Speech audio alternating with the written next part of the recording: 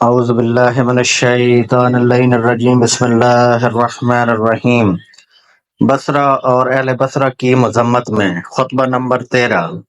اہل بصرہ کی مذمت میں: تم ایک عورت کی سپاہ اور ایک چوپائے کے تابع تھے، وہ بلبلایا تو تم لبیک کہتے ہوئے بڑھے، اور وہ زخمی ہوا تو تم بھاگ کھڑے ہوئے۔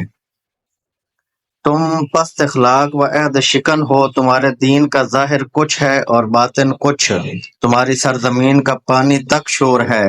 تم میں اقامت کرنے والا گناہوں کے جال میں جکڑا ہوا ہے، اور تم میں سے نکل جانے والا اپنے پروردگار کی رحمت کو پا لینے والا ہے۔